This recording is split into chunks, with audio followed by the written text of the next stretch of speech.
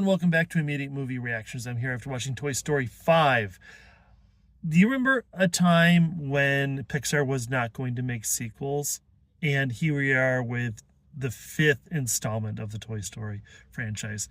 And what's going on here? So obviously they're dealing with tech, right? So the girl in the story, Bonnie, gets a device. It's clearly not a leap pad, but that's what it is. And now she's given up on her toys and gets into social bullying and social media and the obsession with screens and all that sort of thing. I'm going to give my cynical, jaded opinion first. This is a Toy Story movie if you take all subtlety and nuance and heart out of it, and most of the humor. You take out the music, you take out the things that you really love, and you make it kind of just a silly adventure. However, that's just for me. I didn't love the movie. I didn't think it was very good. I thought that they could have done so much more with the story. The best part of this, and where I think it's successful for a lot of people, is the story of Bonnie and Blaze. It's two girls at the heart of this that are trying to connect to be friends.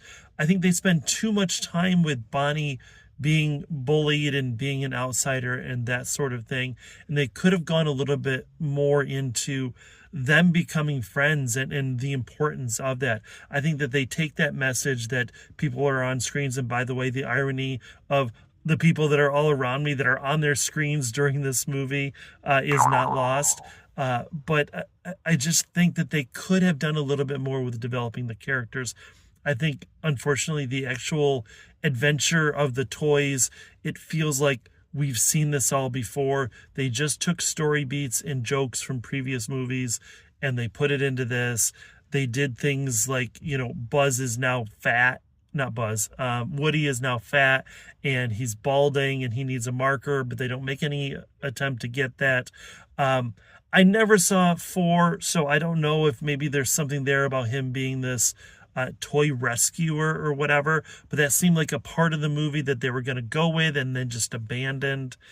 Again, the important part of this, which is Bonnie and Blaze, kind of gets swept under the rug as the toys are doing these ridiculous and improbable things. And I get it, it's a Pixar movie, I get that it's a cartoon, I get that it's not realistic, but they could have told that story of the girls coming together. They could have told the story about how you can have tech and also play with toys, how all these things and being an outsider and all of that, that's still okay to have imagination, instead of just taking this sledgehammer and just beating us over the head with it over and over again.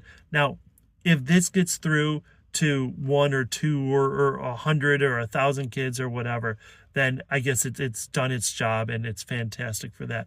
This is going to be someone's favorite movie, and that's fine. I can see where that is. Saw it with my wife and she cried. I didn't feel any sort of emotion in this movie at all until the girls finally connected. I thought that was interesting. Again, everything else I thought leading up to it was just forestalling what we actually wanted to see. I do think what was interesting is before this movie, there were previews for a number of, Disney and DreamWorks movies that are not about boys and not about, war and fighting and all that sort of thing, but it's about girls and it's about their adventures and friendship and all that sort of thing.